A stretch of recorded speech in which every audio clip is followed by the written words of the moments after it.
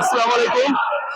আমাদের ফিলিস্তিনের ভাই বোনদের উপরে যে ইসরায়েলি বর্বরতা হামলা চলছে, সে সামনে তারা দেখিয়ে দিচ্ছে যে তারা কুকুরের লেজ কোনোদিন সোজা হয় না। তাদের সাথে একমাত্র স্বাধীনতা লড়াই যুদ্ধ করতে হবে, এছাড়া ইসরায়েল প্রতিরোধ করবে না। আমাদের ফিলিস্তিনি ভাই বোনদের উপরে আরেকটা হামলা হবে, আমরা মুসলিম জাতি চুপ থাকবো না। আমি প্রত্যেকটা মুসলিম দেশকে বলতে চাই, আপনারা মুসলিম নামের কলঙ্ক। মুসলিম জাতি, আপনারা কেমন মুসলিম জাতি? আপনাদের ভাই বোনকে হত্যা করা হচ্ছে, আপনাদেরকে বাবা মাকে হত্যা করা হচ্ছে, আপনাদের বোনকে হত্যা করা হচ্ছে, আপনারা চুপ করে বসে আছেন।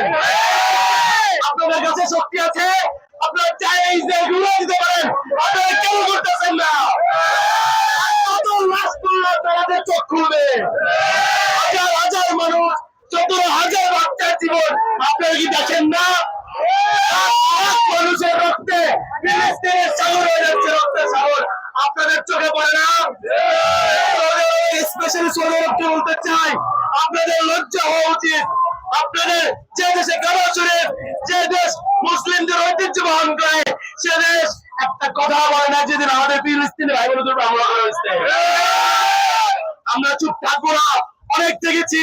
আমরা স্বাধীনতা আনবো, আমরা বাংলাদেশের স্বাধীনতা আনতে পারলে আমরা ফিলিস্তিনের স্বাধীনতা এরা ছাড়বো ইনশাআল্লাহ।